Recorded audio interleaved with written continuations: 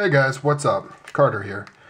In this video I'd like to ask a very simple question. What do you guys do with your knives?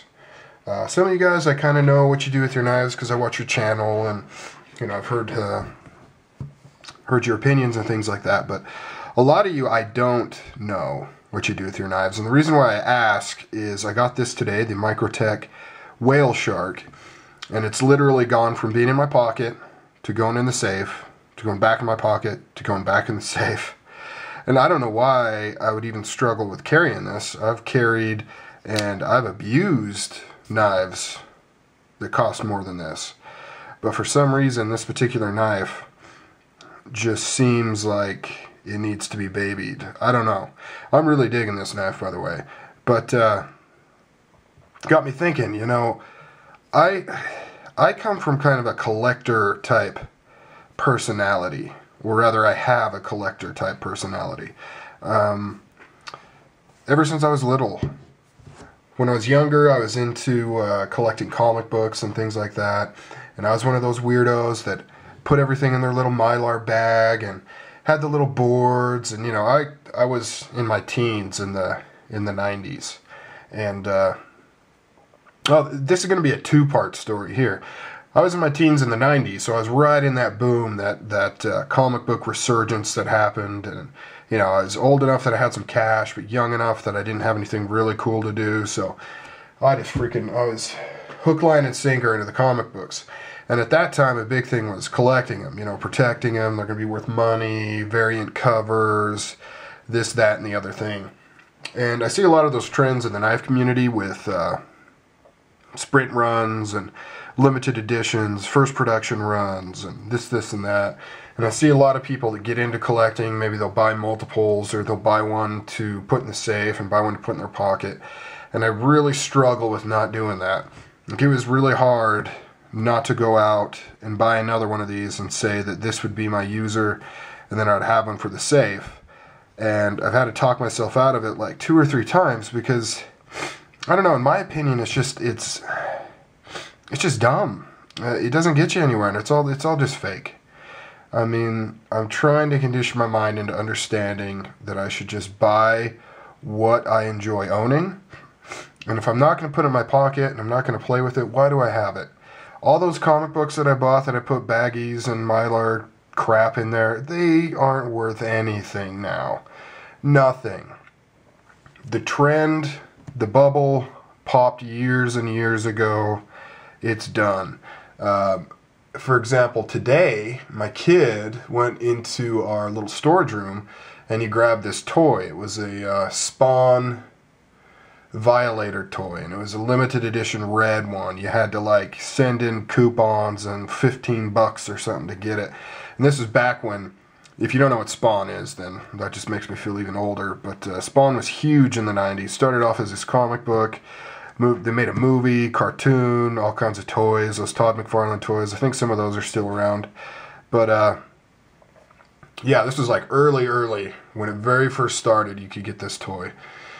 And so I did it, because I got a jump start on getting into those comics. But I've had it in the box ever since. It's just kind of been kicking around whatever house I've lived in or whatever. Never opened it.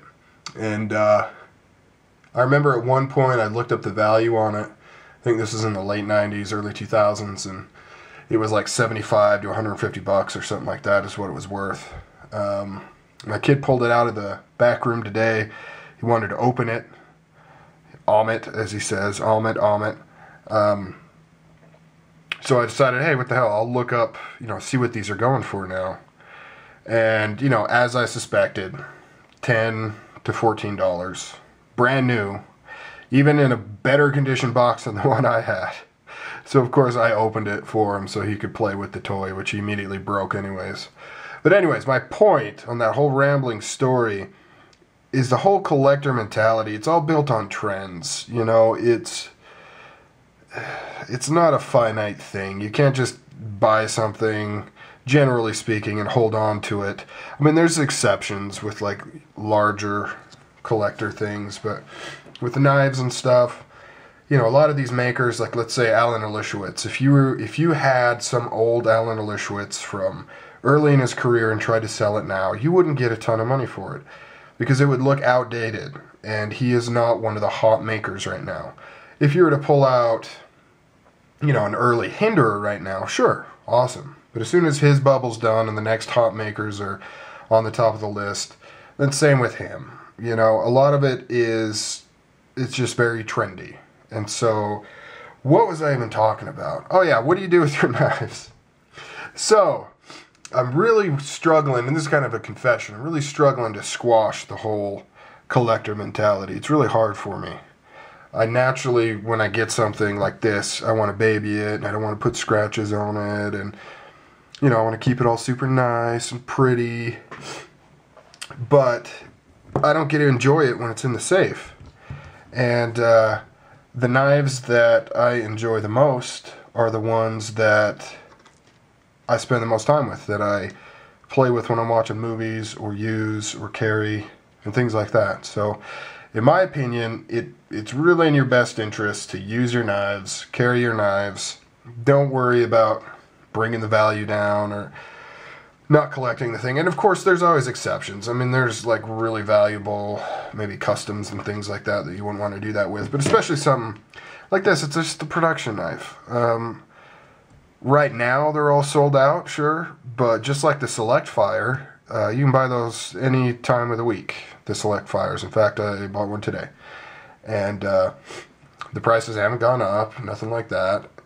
And they won't be anytime in the future. So, back to my original question, what do you guys do with your knives? Are you more collector-y, or are you more user-y, or do you fall kind of somewhere right in the middle? Right now, I'm in the middle, and I'm comfortable there. You know, I've got kind of got a collection going on, but I'm not afraid, generally speaking, to carry knives around. May not mean I'm going to take a custom, you know, camping, hard use to chop something down, but I'll EDC it for sure. Alright guys, this video kind of morphed way into territory I didn't think it was going to. I really just wanted to know what my subscribers did with their knives, if they collected them, used them, combination. That was it, but you got a few extra bonus weird stories in there. Alright guys, later.